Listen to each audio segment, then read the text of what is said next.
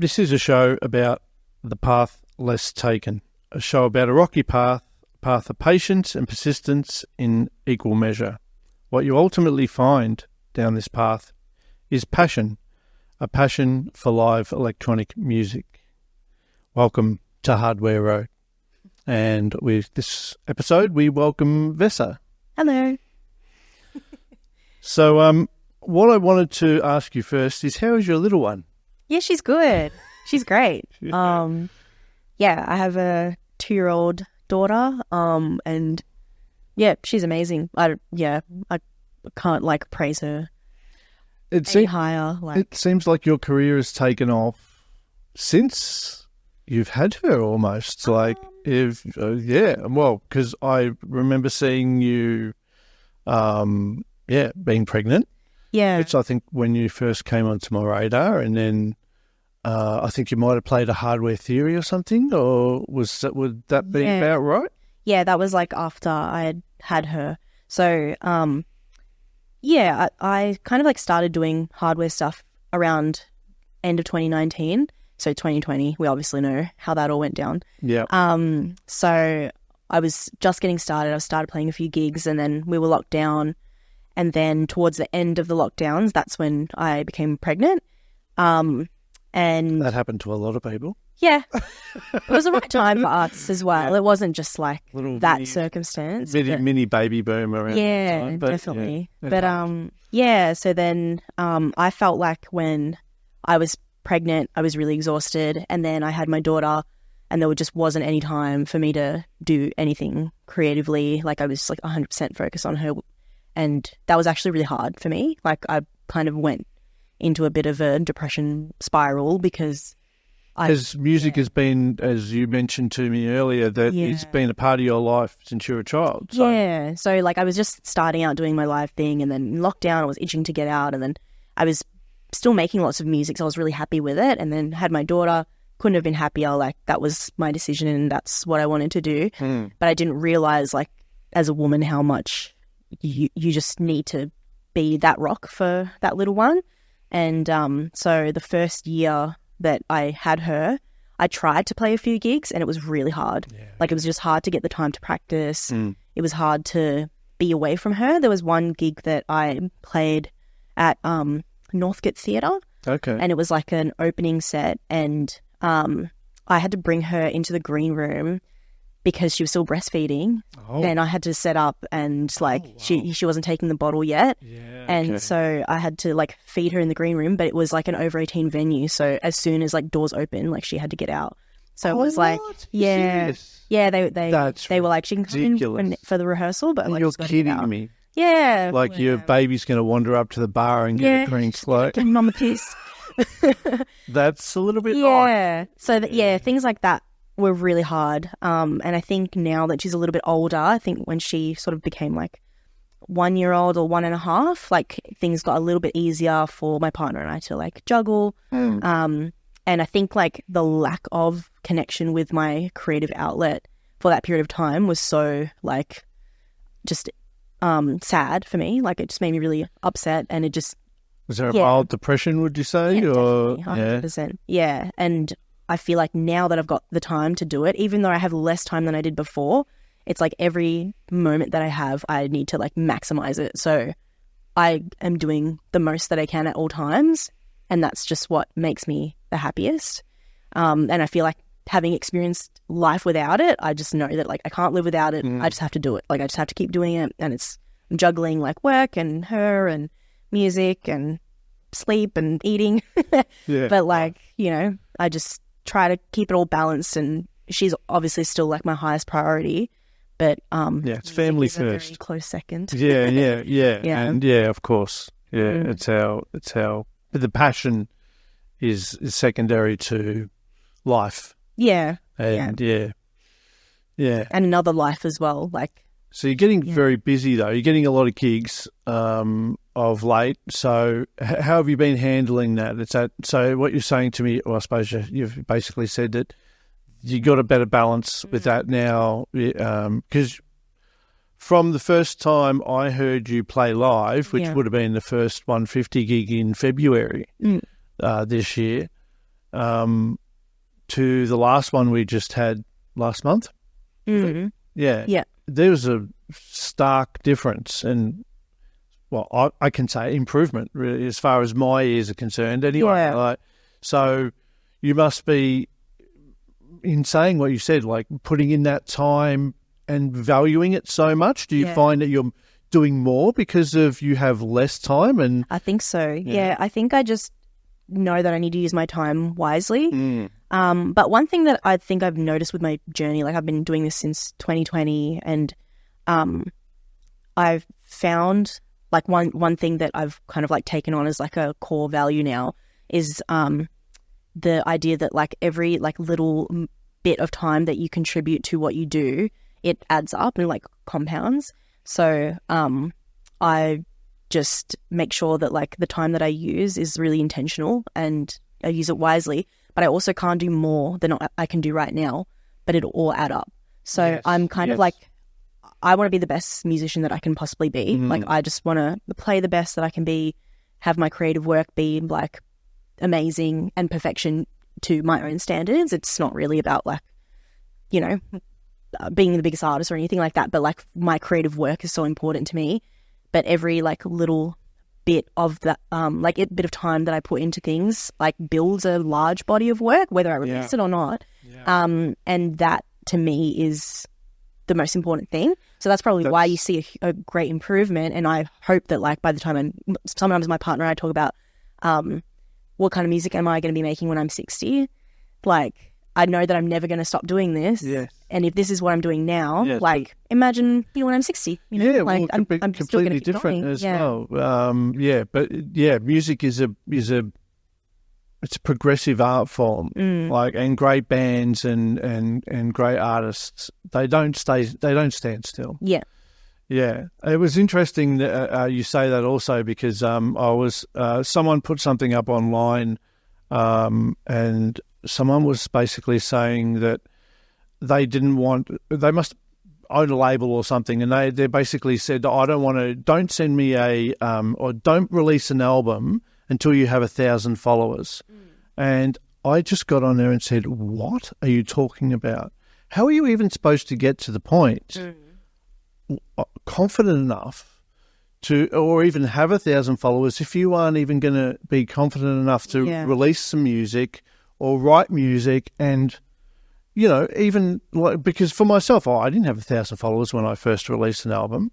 I was lucky to have 100, but it didn't matter. That was my first album. And that gave me the confidence enough to do it again. And as you say, like you've just been saying, it's a progression in what you do. You just got to keep doing it. Right? You just have to not stop. Like, so you can't start when you've got 1,000 followers. Like, no. You know, you don't even have a body of work. Like, so, and I understand that, like, you know, labels are concerned about a certain thing, so they're probably like, it's not worth our time. But I think as a creative person, it's always worth investing in the art that you're making. Yeah, just because okay, fine, then reword it. Like, I was saying to him, basically say, okay, you can say that to people, okay, don't send it to me until you have 1,000 followers, but don't tell people don't release an album. Like sit around until you have 1,000 followers. Right. Yeah, like, that doesn't make any sense at all. You've got to create a body of work, and then that helps you progress as an artist. Right? And I also think that there's so much value in just putting yourself out there. I feel like every opportunity that I've had has just come from like just putting whatever I have out into the world, and it always kind of comes back. And like, I'm not even super proud of every single thing that I've put out there. Like, sometimes, a lot of the time, and a lot of people that know me well know that, like, on my SoundCloud, there's, like, hundreds of private tracks that I don't, like, release because I'm like, oh, you know, it's not good enough or whatever. But, like, everything, like, you still have to just take the chance and kind of, like, let that go. And things do come back. You know, it might not be a label deal or, like, you know, anything like that, but it might be your first gig in front of, you know, a couple of people that, you know, would really like to connect with what you do. And I think that, like, you know, if one person comes up to me and says, like, I loved what you did, you know, like, I really like this part and that part, like, that means more to me than, like, my follower count. Like, it's just, you know, it's just nice that, like, that's the human experience, you know, like, no amount of like social media can capture like what it is to be human. And like people are coming into these event spaces to connect with something and to feel something, and we have the power to move them. So it's important to just do it. Like if that's what you want to do and you want to share it and you have a voice, like you need to get it out there. Yeah. Yeah. Yeah. So if you're watching and you're beginning, just start. Yeah. And put something out there. Like, just do it. Yeah. Yeah. It's a journey. Yeah. Yeah. 100%. And so going back and talking about our journey in music, and I alluded to it earlier, is that you tell us a little bit about your history with music in your family. Yeah. So I would say like my origin story for music kind of starts when I was maybe like, I think I was like 5 or 6 years old. I was pretty young when I first started playing violin. Yeah. My parents put me into violin lessons, but my dad was also teaching guitar at the time, and on my birth certificate it actually says that his job was musician. Oh, all right. Because my parents had me when they were quite young. Mm-hmm. They were like 18 and 19, and at that time my mum, on my birth certificate it's like mum's a student, dad's a musician. Yeah. That's what I had there. So my dad always played guitar, and my mum is an amazing singer. Okay. And I grew up in a religious family, so we grew up in church. And both of my parents were like the music team leaders of every church that we attended. Okay, so it was more than one. Yeah, like, I don't know. So you go around different churches, playing for different... Not like that, not like touring the churches. It's not like that, but like, No. I guess just sometimes you just move church for whatever Oh, reason, okay, or like church rightio. close and Yeah, okay. go to another one, or your friends going to this okay. church, go there. Yeah. Bigger but- churches, don't go to bigger churches and do the...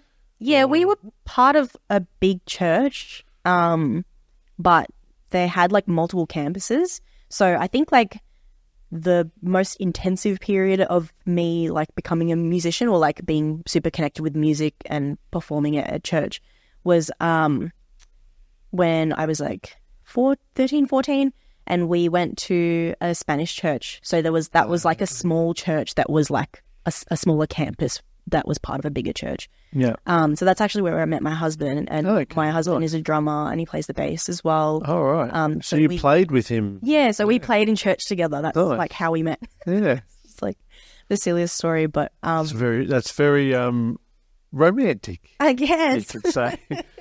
Yeah. I don't know. It's nice, but like we don't go to church anymore. But because my parents were the music team leaders, my dad was a guitarist, and we were always having like rehearsals at my house, and I just kind of got roped into it. So like my first instrument was violin. I didn't really continue that in high school, but there were always instruments around, so I would always kind of just like pick up the guitar or pick up the keyboard and just have a play. And then, you know, when they needed musicians at church and we didn't really have many because we went to a smaller church, my dad was like, you got to play keyboard this week. Yeah, right. So keyboard most of the time. Keyboard was the most... What did you play? I'm interested. Like, was it Casio? What was it? Like a nice Yamaha or something, like workstation? At or home anything? we had like a Casio that was like, I don't know exactly what it was, but I right now the songs that like the demo songs are playing in my head from the Casio. Yeah, it was just like an old Casio thing. And then at church we had pretty good gear, but I don't recall. There was another church that I went to and they had a Nord, and I was like, oh wow, I was always like intimidated to touch it. Yeah. I just didn't feel like I was like as good as the other muses that were there. Like a Nord stage, I think would have probably been would be a probably typical church. It was scary to me. Church, synth basically. Yeah, it had like nice organ sounds and stuff as well. Like if they wanted to get that old school feel. Yeah, the funky church organ sounds. Yeah. Yeah, it's kind of funny just like talking about church, but that's really like how it all started. Yeah. Well, And that's your history. I mean, I mean, why would you ever be embarrassed about it? Yeah, I'm not embarrassed about it at all. I think it was really good because I had a gig every Sunday, and that was like all throughout high school, and we had like multiple rehearsals. And then when I started going to youth group, I was like singing and playing keyboard at youth group. That was on Fridays. So it was like 4 days a week minimum. Like I was doing music in some form. And I wasn't that attached to it. Like I didn't really, I feel like I was a bit insecure at that time because I started violin and then I dropped it and then I just picked up all of these things on my own, and I just felt like I hadn't studied music as much as some of the other people. A lot of other people were a lot older than me as well. Like they were like really good musos. And I just always felt like I just didn't like measure up. So I was really nervous all the time. And that's exactly how I was when I started doing this. So let's pivot then. How did we go from? I know we've had a discussion earlier, but describe to us how you pivoted from basically playing in the church, basically, to then moving into live electronic. I mean, that's quite a stark difference, when you think about it. Well, although you did mention the spirituality of it as well. So I'd like you to first tell us about your transition and then give us an explanation of the spiritual side. I think even though I grew up in church, it's not like I loved that music. Like that wasn't like what I was personally interested in. I grew up listening to lots of Radiohead. I don't know if that's like the most cliche thing ever, but I was obsessed with Radiohead. I still am obsessed with anything that Tom York does. And they were often like creating rhythms, like maybe it was acoustically or electronically, but they were kind of like sequencer focused, especially on like Kid A and stuff like that. And I feel like when I started listening to Radiohead in high school, I was just obsessed with how they created sounds that felt like otherworldly. Like I couldn't pinpoint if that was a guitar or a piano or a vocal, and I found it really interesting. And I just wanted to be able to create sounds that were like kind of crafted out of the ether. It felt to me. It wasn't like an acoustic guitar or like a piano. Like they're very interesting. Like how that inspired you to want to know how they created. Yeah, I was really curious about. I was like, how are they doing this? And that was the most beautiful part about listening to their music. And then, so you bought a piece of equipment. You mentioned to me What was your first piece of equipment? It was the microcord. Yeah. I think it was a Christmas gift actually. So okay. Shout out to my parents. Yeah, it's nice. But it was a Christmas gift when I was like 16. So that was like amazing. Yeah. I had my eyes on it for a while. But then when I got it, like at that time I wasn't listening to like techno and stuff like that. And the knob, it's got like all of the settings. There's like a techno setting. There's like a drum and bass setting. Oh, I didn't know that. Yeah. Really? To these genres. Yeah, right. And when I got it, I had like a vision of, I don't know why, like I had a vision of being able to play a whole track on the piano. It was just on the keyboard. Yep. It was just like something that I had in my mind. And then I sort of realized like you can only play like one thing at a time. And that was like a bit frustrating. So I kind of like put it aside, and then I ended up buying other bits and pieces and trying to make them work, and they didn't work, and I just didn't really know what to get. So it was a lot of like trial and error, like just, I want to do this. I don't know how to do this. Can I do this with what I have? Oh, I actually need this thing. Maybe I should get that instead. And, like sort of just it was continuously problem solving to get to the creative vision that I had. Yeah. Okay.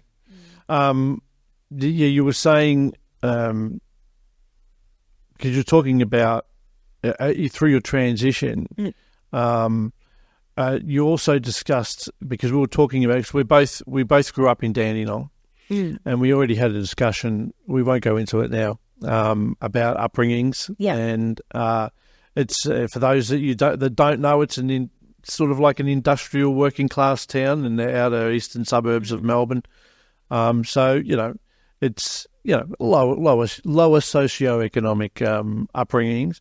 So did you say, I don't know whether I got this correct or not, you didn't really have the internet until... Oh, no. Like what I was saying was that I had the internet. Right. And that was my main connection into... So you sort of discovered that you could learn through that. And so instead of, because basically what you're saying is you're in this group, you're in church, and that's where mainly your friends and family and everything are.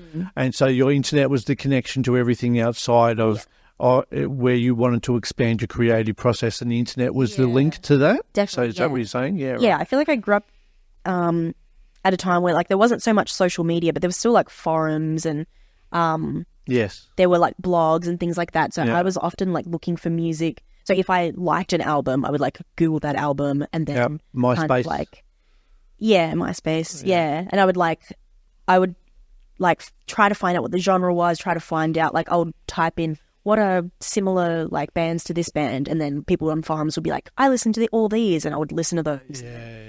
So that's kind of like how I was always expanding what I was listening to. Then I would also go to the library and borrow like down on the library, and I would borrow CDs that had like cool covers. So my mom and I would go to the library all the time. And I ended up picking up heaps of like Ministry of Sound stuff. Oh, right. Like Chemical Brothers. Yeah, of course. Like Aphex Twin. Yeah, all right. They had a dandy on the library. Yeah, they really had cool stuff. Yeah, and I ended up wild. getting into like Blur as well. And at the time, I remember listening to it and was like, this sounds like Gorillaz. And then I didn't realize that Damon Albarn was like Blur and Gorillaz. It was like mind-blowing moments. But like, I feel like growing up, I was just like always searching for sounds, and I didn't like come into techno through like going to clubs or like having DJ friends or anything like that. Where was the flip? So you're searching, you're finding, you're experimenting, you haven't really got there. When was the point where it all sort of clicked for you? When I mean, because you obviously you mentioned moving out of home, which was the first step, right? Yep. And you started partying after that. Well, you went to university, obviously. Yeah. Is that where you found people that would? Is that where you? Yeah. Or was it after that? Yeah, one of my best friends. I feel like we're really similar in terms of like our music taste, but she's probably been a huge like catalyst for me getting even more immersed in like electronic music. She grew up like listening to the Prodigy and stuff like that. She's just got mad taste. Like I'm just gonna put it out there. Megan, you're amazing. She'll love that. So I think like when I was hanging out with her, like we would go to like events that I wouldn't have gone to otherwise. So this was at university? It was. We met at uni, and this was probably like just after uni. Okay, right.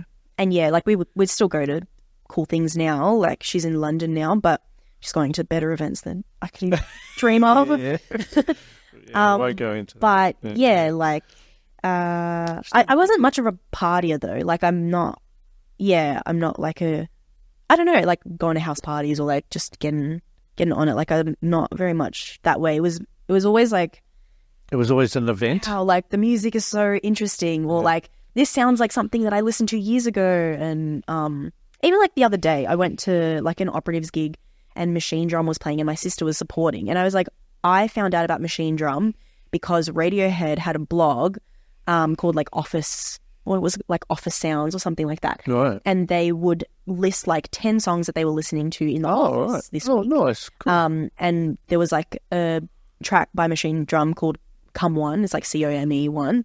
And I love that track, and I downloaded it, I had it on my iPod. I would like walk to Dandy train station, I would have it pumping, but I didn't know what genre it was. Whereas like now, you just knew that it ticked the box for you, right? Yeah, something about it was so interesting. I was like, this is so different, but it's not like what was on the radio, you know? I had a bit of an epiphany because I was a metal. Well, I grew up with top 40 as you do, and then I got into hard rock and then heavy metal. And then I remember I think I went to my first rave. Someone took me to the first rave, and I came home, and then Rage was on. Oh, yeah. And Aphex Twin, Come to Daddy came on. And I was like, what the hell? I mean, it's the most frightening music video you'll ever watch. But at the same time, the music had me absolutely spellbound. Yeah. And that was for me, and you'll find this actually, I mean, I find a lot, maybe because I'm an old metalhead, like you talk to a lot of old techno people and a lot of them are like metalheads. Because it's not too dissimilar. Or punk and stuff as well. A lot of punks too, because it has that hard edge to it. 100%. Like, I was very similar to that as well. So funnily enough, even though my dad was like church leader, he was really into like heavy metal. Oh, really? Yeah. Oh, okay. But I feel like he had like a bit of a like there was a bad streak. That couldn't get out. Yeah, 'cause he loved like Led Zeppelin, like Deep Purple and stuff. Oh, okay. Yeah. Loved Satan. So Black Sabbath. And Black Sabbath. Oh, yeah. So that's a bit of an oxymoron. Yeah, exactly. So like he didn't listen to it a lot, but like he loved it. So he would tell me about it, and I could see how much he loved it, and I loved it too. So I actually I find this a bit embarrassing, but it's fine. I like growing up, I would listen to like lots of emo and like screamo music. That's what was like the bigger thing at the time. Yeah.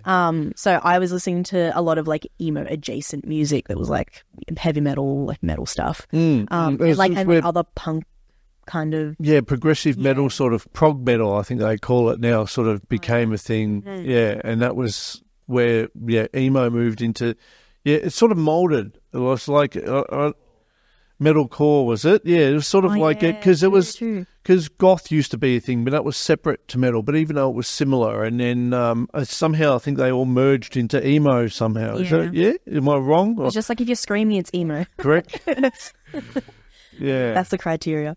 But I definitely enjoy like intensity in music. I feel like that was one thing that was like looking for like interesting sounds and like intensity. So I think as well that like electronic music, it has like a similar kind of thing. Like it's funny we're having this conversation. Your music is making more sense to me now. Oh yeah, yeah, it is actually. That's and I can hear that influences. Yeah, I can. Yeah, I mean, you were obviously Vessa'a was playing a little bit earlier, having a little bit of a jam, getting ready. And I mean, and from what I've heard from you too, that it makes a lot more sense, isn't it? It's great to have someone's history. It makes it so much more interesting when you're listening to what they're doing. Yeah. So look, we've been talking a lot about you personally, but I also want to, again, I want your reflections, but about this time about being a female in what is still, I mean, unlike DJs, we've had this discussion with Shay as well, unlike in the DJ realm where there's a lot of female DJs out there now, so, and there's plenty of promotion of them as well. It's really good, right? Unfortunately, in the live hardware scene, it's still few and far between. It's really hard because I've been trying to find, and if you're out there, female artists, please get in touch. It's really hard to find female acts for our upcoming gigs and stuff, and we've only just started as well. And I know that a hardware theory crew are finding it difficult too. And I've had some other promoters and stuff asking me, do I know people? And I give them the list of people I know, but the list is very short. Yeah. So how is it for you anyway? And still, what is basically a male-dominated, not industry? We're not an industry, but on the whole, you did mention. I will say we did have a discussion earlier and did mention stuff about forums and things like behaviour in forums. Yeah, I think well, for me, I guess that's like how I learn is just like accessing information that is at my fingertips, or like trying to find a way to learn. And I think there's a lot of people that maybe try to learn in the same way. And for me, honestly, when I started,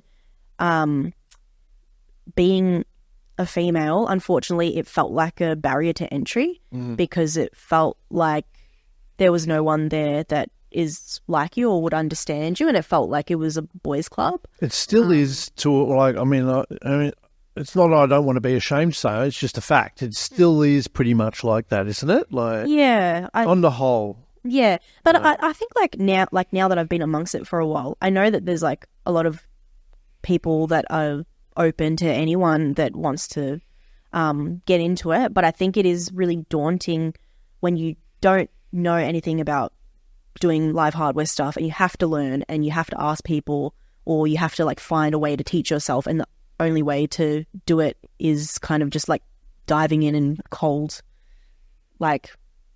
calling, or like, you know, trying to find like mentors and people. And I feel like if, you know, you've had bad experiences with men in the past, which, you know, it's unfortunate that that's a lot of females will have. Like, you know, it's just hard to just have access to learning, I think. And not just if you're a woman, like, you know, we were talking about like growing up in Dandenong, or for me, I'm also like a woman of colour, you know, all of these things, it just makes it that much harder to get into a space where you have access to learning. Like, it's just a little bit more difficult. So I feel like from people that I've spoken to that are women that are wanting to learn, they kind of just, they don't know where to start. They don't know what to do. They don't know like who to go to. And I grew up like, you know, playing music in church and whatever. And like even there I was like scared that I was like the only girl on the music team, and it kind of like was a bit freaky, you know. So you kind of just like want more people that look like you to be there so that you can feel supported and feel like it's a safe place for you to be learning. And we need people like yourself to break through those barriers, like before, because if you don't have people taking those first steps, then we don't have anyone there at all, do we? Definitely. Well, I hope that anyone listening or watching, if you're interested in learning and don't know who to speak to, like my DMs are always open for things like that. A lot of people do contact me about that. And there's another artist, Burbank, Fiona, that I met her on the Facebook Digitact forum because I noticed her and she was the only girl. Yeah, right. And I actually messaged her. Like I DM'd her. I didn't know her. I didn't even know she was from Melbourne. And I was like, hey, like I noticed you're on this like Digitact forum. I got a Digitact too not that long ago. I'm a girl. You're a girl. I don't know. That's like cool. No, that's very good. But like, we're still really good friends. Like we're gonna have a jam soon as well. And it's just cool to see like that we're both like doing things in similar ways, and we both use the Digitact. Like that's kind of cool. It is getting better. Like It is getting better, especially in the modular realm. Like the modular realm, a lot of nerds, and usually nerds are quite introverted. They're not the other way around. You know, where DJs can be very egotistical, and not all DJs. I love you. You know who you are. There you go once. Yeah, but I feel like you know what I'm saying. Like, there's a lot of nerds, and I mean, if anything, they're a little bit more. It's harder to approach because they're awkward, more than them being a threat. True. Or anything like that. Definitely. I agree with that. So there's that's actually, and I'm seeing it globally because, you know, there's a modular realm, and in the modular society is quite small. It's growing. And when they get together, you see them, especially over in Germany, for example, when they have the big super booth and that. And there's a lot more female artists starting to come through there, which is really good as well. So, it's starting to get better that we're seeing. But, I just wanted to know, how it's been for you. How are you feeling lately about the, playing live? Like when you're going out and playing live, and you feel comfortable? Like I do. I feel good now. I do think again, like when I started, it was the thought of, some dude telling me that I don't know what I'm doing kind of thing was like a scary idea. And like sometimes it was kind of like maybe implied, I don't know. But now like I don't care. Like even like when people are talking about, I think like all of the like jargon to do with like making music and all of the boxes and stuff like that. Like sometimes if I don't know about it, I used to feel like insecure that it's something that I should know. Right. But now like I just don't care. I'm like, I know what I know. I like what I like. This is what I do know. Yes. I'm good at playing what I play. I don't need to know everything. You don't and need I feel to know like everything. That's why you're there. There's a bit of that, like... Look, people in general, I think, especially in these forums, can be, and it doesn't matter what sex you are or what your sexual preferences are or any of those things, they can just be...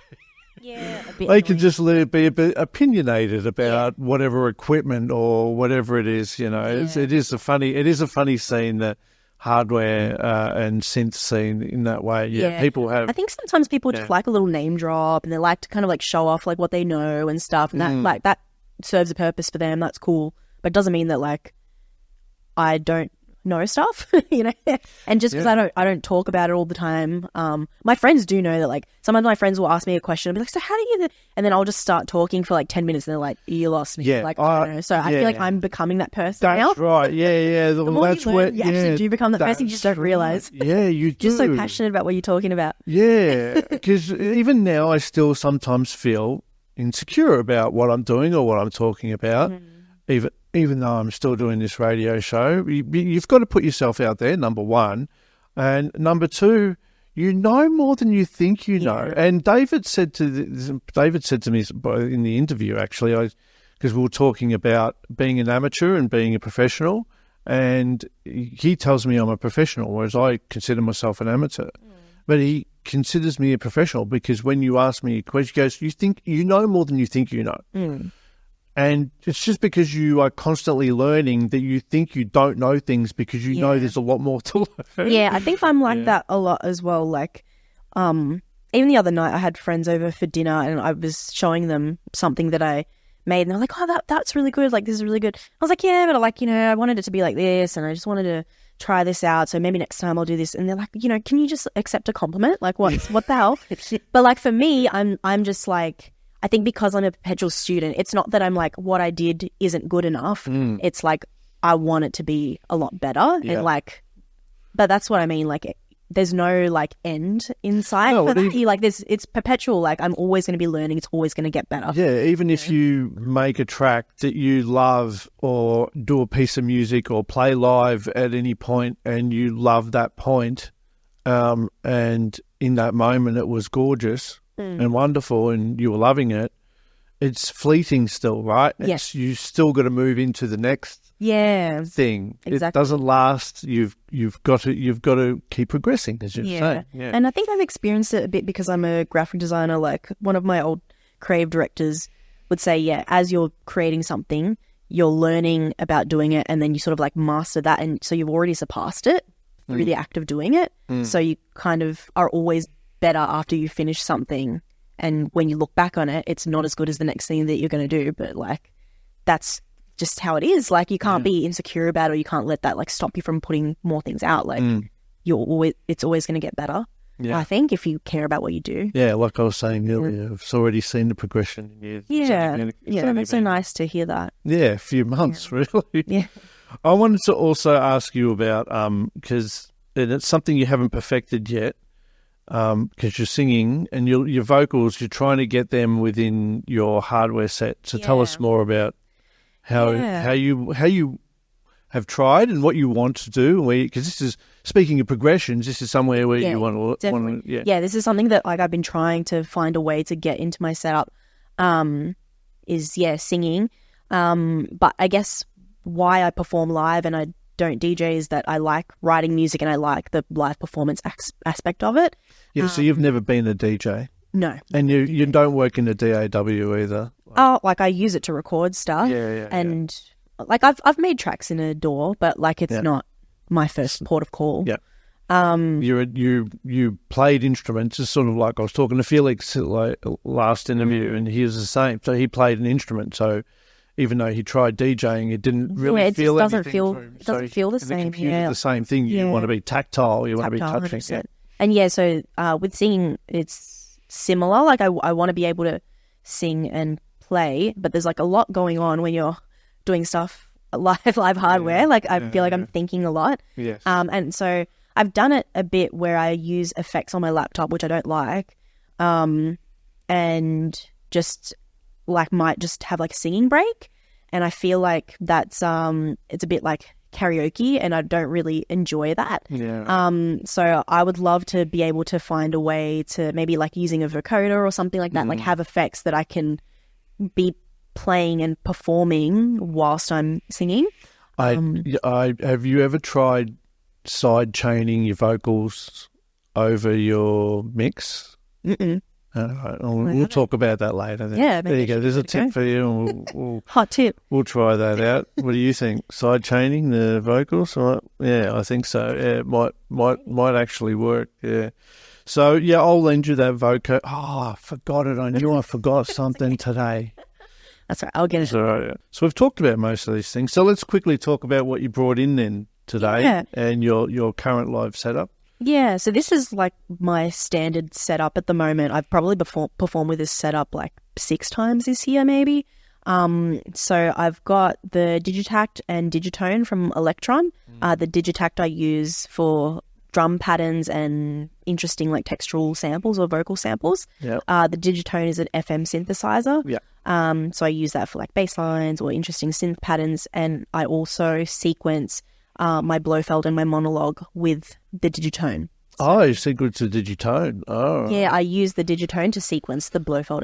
It's usually a lot of people use a Digitact to do some sequencing. I used to, but I felt like in terms of performing live, I like to have like drums and melodic content. Oh, okay, yeah, right. Like So it makes sense for all of the melodic content to kind of live together as a sequence. Yeah, okay, yeah. Nice. So that, because I just found that I was getting lost between the patterns, and then if I've got 2 things in different keys and then I'm, switching the patterns and they're not quite matching up, it's like a bit frustrating for me.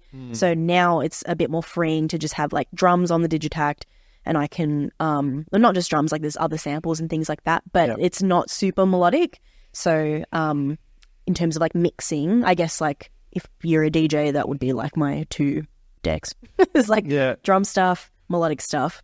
And then all of it goes through my mixer, which is Auto Machines Baby Cherry. Auto Machines are like it's got a compressor and everything in there as well. Yeah, that's really cool because it's got a really interesting like EQ. It's got like a high to low pass like EQ on each channel. Yeah, on 4 of the channels, and the other 2 have like high and low, but the first 4, it's like one knob goes from low to high. Oh, yeah, okay. So it's cool for like transitions and things like that. You can sort of like bring something in, bring it back. And then the compressor, that was, something that I wanted for a long time. I was like looking into like the really nice compressor. But yeah, I found the mixer that's got like really nice compressor, and it's got an alternate out as well. So if I mute any of the tracks, I have an out that's going into a little like effects box. It's just like a mini chaos. Oh, is that what that is? Yeah. Oh, nice. Yeah, mini chaos pad. Oh, okay. Yeah. But you also got the Korg. The monologue. Yeah. So you got rhythms and stuff coming out of that as well. The monologue is for like bass lines. Oh, okay. Yeah. So it's just like a mono. Do you ever go 303 with it? Yeah, that's what I'm trying to do. Yeah. That's the whole point. Yeah. But yeah, and then the Blofeld. Oh, the Blofeld is like so cool. The best thing about it, I will good things. Yeah, I will rave about this, not just from like a cool, like good synth point of view, but it's got a multi mode, and so you can have 16 patches in like one set of I don't know, one's like set. Yeah. It's like a patch of patches. Yeah. And then, so if you're using the Digitact or the Digitone, you can route all of the channels to the 16 patches. Yeah. So it's pretty versatile for a live set. You can have like 16. So you can have 16 channels. MIDI channels, and you can like be muting them and unmuting them, and you can do all of that. Yeah. But it's like one machine that can play 16 things at the same time. Oh, it's multi-timbral, like yeah. Okay. Oh, wow. Yeah, that's a bit mental. So let's try to finish up, and I always finish up by asking if there was one piece of advice that you would give to someone who was starting out down the hardware road. What would that one piece of advice be? Oh, interesting. I've got so much advice. Yeah, I know. It's hard. It's hard just not to think of, But well, sometimes people ask me like, what would be the fundamental? Yeah. Like, sometimes people ask me like, what should I get? I don't know what to get. And for me, I think just get something. Like, just start with something. Like, if you're interested in something, just get it. Because the way that you learn what you need is by like using the machine and then figuring out, actually, I don't like that, or I do like this, and I need something that does that. So like, instead of trying to figure it out before you start, just start. Like, don't let that be a deterrent. Even if you get the cheapest thing, like a hand-me-down from someone, just start. Like, then you'll try it, you'll learn it, you gel with it, you won't, and then... I literally bought my first piece of equipment and took it back to the store less than a week later because I was able to, and went, it's not working for me. Can I give it back? They're like, yeah. Yeah, well, yeah. Bought something else, which did work for me and was my first piece of equipment. So yeah, that's the exact thing. That's right. Yeah. Just go and buy something. And there's a plethora of things out there at the moment. It's it can be overwhelming, but just start, just do it. Yeah. What would be your if you were to buy something now? Would it be you're supposed to Digitact? Like if I was to start, if you was to start out, for a starter, Digitact is amazing as a first one. That was probably my first piece of the hardware setup that I got, that achieved the goal of what I wanted to do with the microcorg, which was make a whole song. Yeah. You can make a whole song on there, if you wanted to. Is it? Hey, have you got any shout outs or anything? So my sister is a DJ, and she loves drum and bass, garage, and jungle. Her name's Cookie. Cookie, yeah. I think everybody that I speak to, this is what I tell her. Everybody that I speak to has heard of her or seen something with her name on it, and she's definitely making waves. She's incredible, and she's really passionate about what she does, and she's an amazing singer and songwriter and producer as well. And my brother goes by Algorithm. And he's an amazing songwriter and producer too. And he has a band that does live stuff. The name of the band? I think they just go by Algorithm. It used to be Emmanuel Cancino and the somethings, but now it's Algorithm. But his name is Emmanuel Cancino, and he's an amazing producer. Oh, well, thank you. Thank you for being with us. That was really good talk. Thanks for having me. And thanks, Marcus. Yay. As per usual, and we'll get into the jam, shall we? Yeah, let's do it. Thanks. Thank you. Cheers, everyone.